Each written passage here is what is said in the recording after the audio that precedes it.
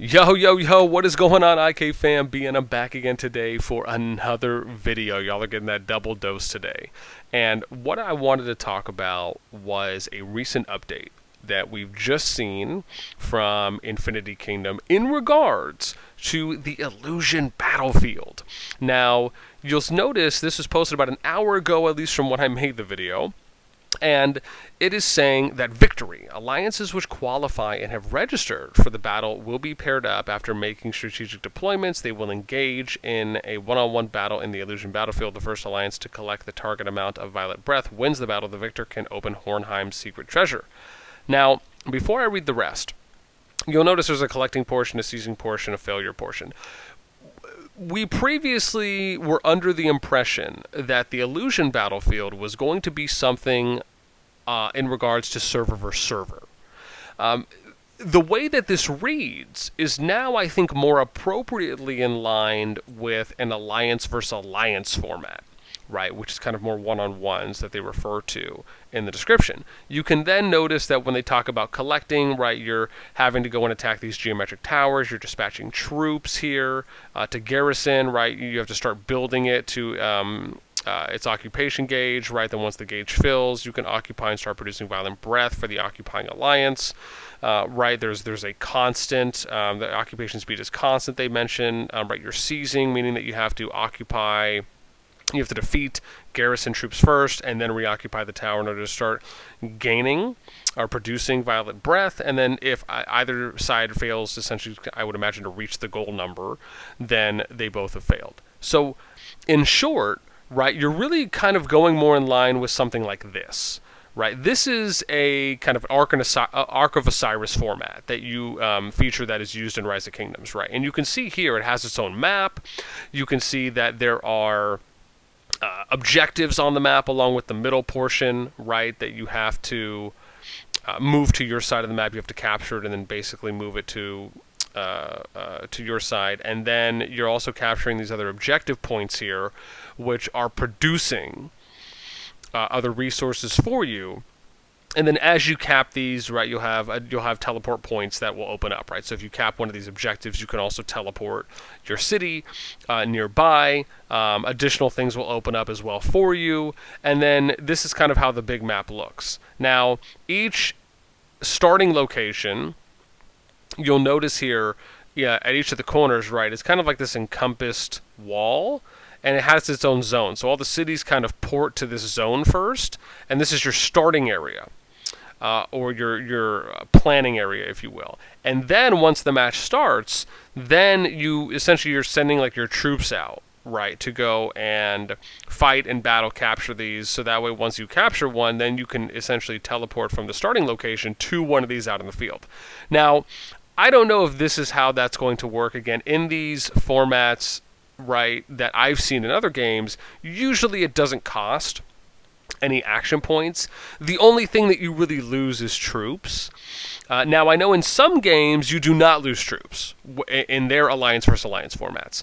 In other games, you do lose troops, and you may lose more, whether it's resources or other.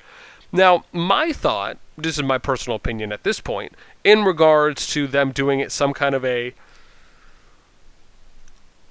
alliance versus alliance format, is I'm a little torn, because on one hand I don't personally believe you should lose any resources, right? I feel like they should just be locked, and then you should go into the Illusion Battlefield in this kind of one-on-one AVA format with where you currently are at. So at a certain point in time, when like maybe the registration period ends, wherever your city is currently at, whatever resources, tier troops, however many you have, that is what is usable going into Alliance versus Alliance.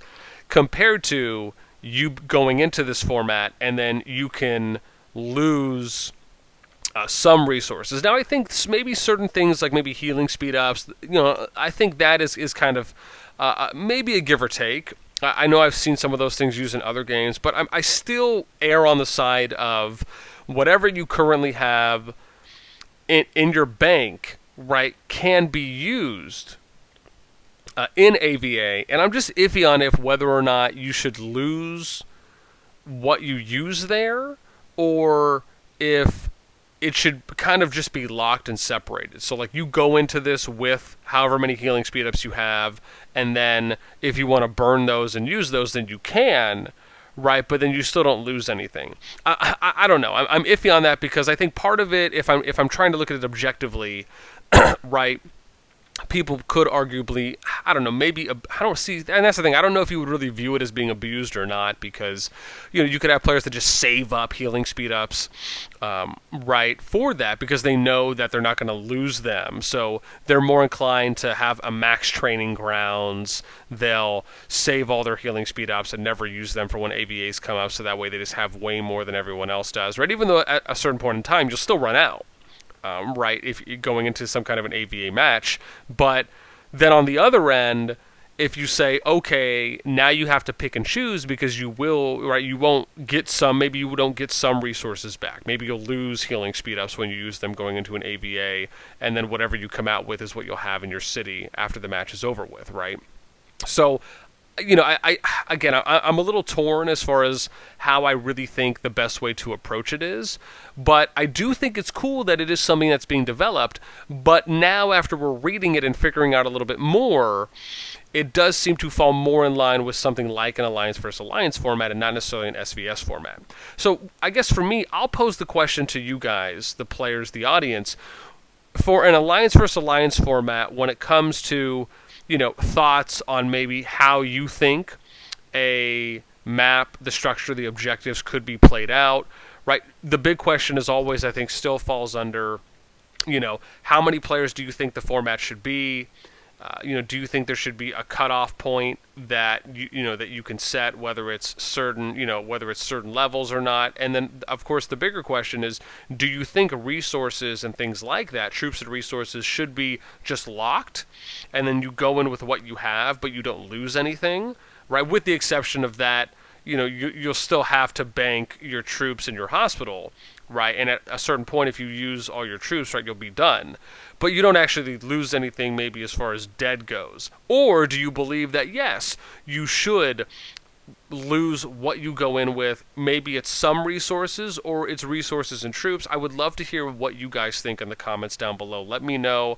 Again, this is something that is still being developed, so I'm sure that the team there at IK, right, is still willing to take feedback and any suggestions, and I would love to hear what anyone thinks.